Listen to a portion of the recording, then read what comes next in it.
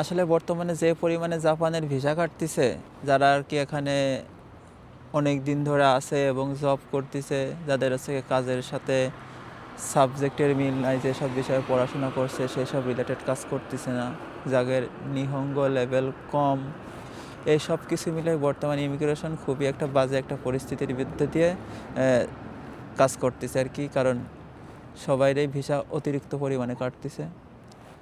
এখন জাপানে যারা আছে এদের জন্য জাপানে টিকে থাকাটাও বড় একটা চ্যালেঞ্জিং হয়ে দাঁড়াইছে। কারণ এখানে যদি আপনি নিহঙ্গ লেভেল উন্নতি না করতে পারেন, আপনি যে সাবজেক্টে পড়াশোনা করছেন সেই সাবজেক্টে যদি আপনি অনুযায়ী কাজ করতে না পারেন, তারপরে ইনকাম ট্যাক্স, তারপর হচ্ছে গিয়ে পেনশন, তারপর হচ্ছে জুম ইন যাই, এই অনেকগুলো আর কি আপনার যে ট্যাক্সের যে বিষয় টিষয় থাকে, এইসব ডকুমেন্টসটা যদি আপনার ঠিকঠাকভাবে না থাকে, যদি আপনি সব সময় মতো সব কিছু পে না করেন, তাহলে কিন্তু আপনার পরবর্তীতে ভিসা রিনিউ হবে না। তখন সরকার দেশে আপনার 30 দিনের ভিসা দিয়ে পাঠিয়ে দিচ্ছে দেশে। যার জন্য যারাই জাপানে আছেন, যে সেক্টরেই কাজ করছেন না কেন, সবাই সবসময় চেষ্টা করবেন যে আপনাদের ডকুমেন্টসগুলো যাতে ঠিক থাকে। আর যারা স্টুডেন্ট ভিসা থেকে জবে ঢুকছেন, কাজের সাথে যাতে সাবজেক্টের মিল থাকে।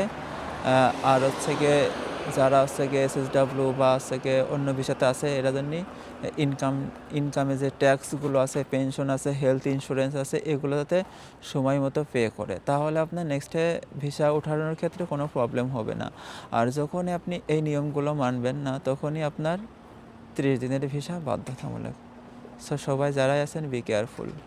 আর একটা কথা, নিহঙ্গ লেভেল তো উন্নতি করতেই হবে। নিহঙ্গ লেভেল যদি উন্নতি না করেন, তাহলে লং টার্ম জাপানে টিকে থাকাটাও একটা চ্যালেঞ্জিং বিষয় হয়ে দাঁড়াবে।